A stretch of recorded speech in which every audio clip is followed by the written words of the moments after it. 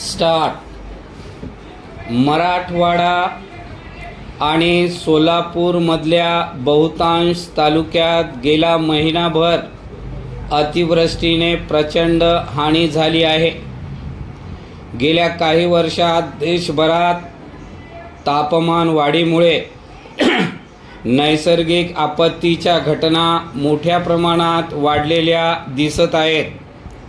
जागतिक आरोग्य संघटनेने जगभरात आपत्तीमुळे होणाऱ्या घटनांमधील वाढ लक्षात घेता या वर्षीच्या 10 ऑक्टोबर रोजी येणाऱ्या जागतिक मानसिक आरोग्य दिवसाची थीम ही देखील आपत्ती बाधित व्यक्तींचे मानसिक आरोग्य अशी ठेवली आहे.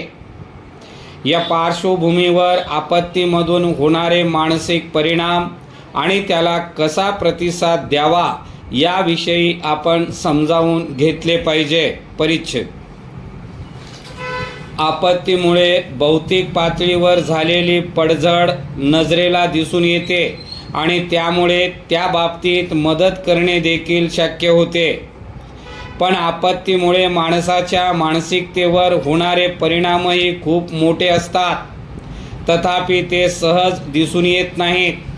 जागतिक पातळीवर आपत्ती व्यवस्थापनात आपत्तीमुळे बाधित लोकांना सामाजिक आधार देण्याची यंत्रणा कार्यरत असते. आपल्याकडे मात्र अशी यंत्रणा जवळजवळ अस्तित्वात नाहीत असे म्हटले तरी चालेल. परिच्छेद. आपल्या आयुष्यात कोणतीही धक्कादायक गोष्ट घडल्यानंतर माणसाचे मन एका ठराविक आवर्तनातून जाते. आपत्तीला सामोरे जाणाऱ्या लोकांच्या मध्ये देखील ही आवर्तने दिसून येतात. यातील पहिला टप्पा हा मनाला तीव्र धक्का बसल्याचा असतो. या टप्प्यामध्ये माणसाच्या मनाला एक बधीरपण आल्यासारखे होते. शरीराला जोरदार फटका बसल्यावर ज्याप्रमाणे होते तशीच ही अवस्था असते. याचा दुसरा टप्पा येतो तो राग येण्याचा. यामध्ये आपत्तीबाधित व्यक्तीला आपल्या सभोवतालचा खूप राग येऊ लागतो. हे संकट माझ्यावरच का कोसळले, आपत्ती माझ्याच वाट्याला का आली असे प्रश्न त्या व्यक्तीला सतावू लागतात. परिच्छेद.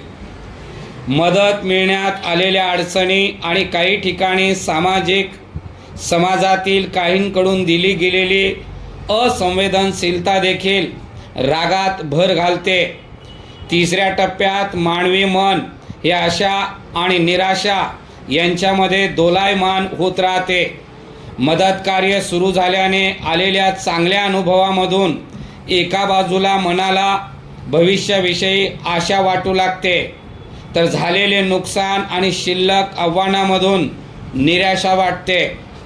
अशा आणि निराशेच्या आंदोलनात मानवी मन हेलकावे घेत राहते. चौथा टप्पा असतो निराशा आणि अपेक्षाभंगाचा. जनजीवन हळूहळू पूर्वपदावर येते. तसे मदत कार्याचा वेग मंदावतो.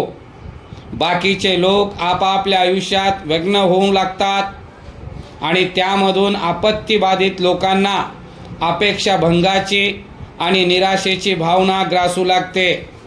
शेवटचा पाचवा टप्पा असतो परिस्थितीचा स्वीकारण्याचा. या टप्प्यामध्ये ती व्यक्ती झालेली सर्व हानी स्वीकारून आपत्तीच्या मानसिक आघातातून बाहेर पडते.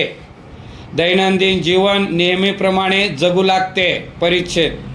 आपत्तीला सामोरे जाणारे बहुतांश लोक हे या टप्प्यामधून स्वतः मार्ग काढतात. हे जरी खरे असले तरी आपत्ती व्यवस्थापनामध्ये सहभागी असणारे स्वयंसेवक हे जर या मानवी मनाच्या अवस्थांविषयी जागरूक असतील तर त्यांनी केलेल्या आपत्तीबाधित व्यक्तींना यामधून अधिक वेगाने आणि सकारात्मक भाव ठेवून बाहेर पडता येऊ शकते. पण साधारणतः 30% अबाधित लोकांना आपत्तीच्या मानसिक परिणामामधून लगेच बाहेर येणे कमी अधिक प्रमाणात अवघड जाते. हा मानसिक त्रासामध्ये मनात सातत्याने भीतीची भावना राहणे, चिंता आणि निराशेचा आजार या गोष्टी वाढू शकतात.